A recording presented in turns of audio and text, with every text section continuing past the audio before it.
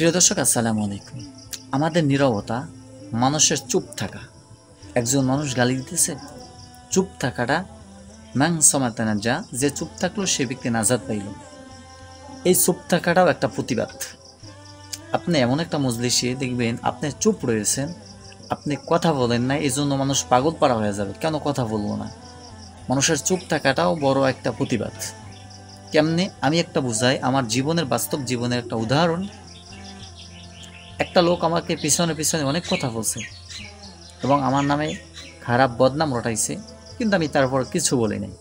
আমি জানছি কথাটা এবং আমার নামে কমপ্লেন দিয়েছে, আমি তারপর কিছু বলি নাই। সেই আবার ওই লোকটাই আবার বলতেছে যে তার সাথে আমাকে মিলাই দাও, অথচ আমার সাথে তার কখনো বাজাবাজি হয়নি, তার সাথে আমার ঝগড়া ফাসাদ হয়নি।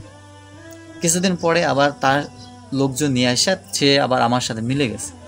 আলহামদুলিল্লাহ, আমি শুকরিয়া আদায় করতেছি মহান রব্বুল আলামিনের। কারণ হয়েছে আমি চুপ ছিলাম, আমি হাদিসের উপর আমল করছিলাম। মাং সমাতানা যা, এই হাদিসটার উপর আমল করার কারণেই আল্লাহ রব্বুল আলামিন এই বরকতটা আমাকে দান করছে। না হলে মনে হয় এই বরকতটা আল্লাহ তাআলা দান করতেন না। তো এই জন্য চুপ থাকতে শিখুন। একজনে বলতেছে, বলতে থাক না। আপনি যখন চুপ থাকবেন, আপনার তরফ থেকে আল্লাহ সুবহানাহু ওয়া তাআলা রহমতের ফেরেশতা নিযুক্ত করে দিবেন। যে ফেরেশতা আপনি চুপ রয়েছেন, আপনার পক্ষ থেকে জবাব দিয়ে দেবেন, প্রত্যেকটা পাল্টা জবাব দিয়ে দেবে, প্রত্যেকটা পাল্টা জবাব দিয়ে দেবে। কিন্তু আমি সেটা দেখি না। তো এই জন্য চুপ থাকুন। আমার পক্ষ থেকে রহমতের ফেরেশতা যেহেতু জবাব দিতেছে, ততক্ষণ পর্যন্ত জবাব দিবে, যতক্ষণ পর্যন্ত আপনি চুপ থাকবেন। আপনি যখন মুখ খুলবেন, গালিগালাজ শুরু করবেন, বিভিন্ন প্রকার কটূক্তিমূলক কথা বলবেন, তখন রহমতের ফেরেশতা ওখানে থাকবে না। আপনার উপর শয়তান এসে নির্ভর করবে, আপনার উপর শয়তান এসে পড়বে, আর আপনি শয়তানের ভিতরে গণ্য হয়ে যাবেন। এজন্য যে যা বলুক না কেন, চুপ থাকবো। মাংস মাতানা যা, চুপ থাকার উপর আমল করবে ইনশাআল্লাহ। রাগ আসে শয়তানের তরফ থেকে, তো এই রাগটা আমাদের করা যাবে না। রাগ থেকে নিজেকে বিরত রাখুন। যদি রাগ ওঠে, আমরা তিনটা কাজ করতে পারি। যদি দাঁড়ানো অবস্থায় রাগ ওঠে, সেই ক্ষেত্রে আমরা বসে পড়বো। আর বসা অবস্থায় যদি রাগ ওঠে, আমরা শুয়ে পড়বো।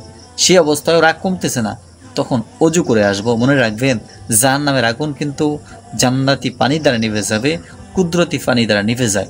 আর অজুর পানিটা পবিত্র পানি, সেই পবিত্র পানিতে রাগ থাকতে পারে না, রাগ ধুয়ে ধুয়ে চলে যাবে। আলহামদুলিল্লাহ, এই জন্য আমরা রাগ উঠলে এই কাজগুলো করব আর নিজে চুপ থাকতে শিখবো ইনশাআল্লাহ। আল্লাহ তাআলা আমাদের বুঝার মানার তৌফিক দান করুক। আজকের ভিডিও পর্যন্তই। সকল ভালো থাকবেন, সুস্থ থাকবেন। আসসালামু আলাইকুম ওয়া রাহমাতুল্লাহ।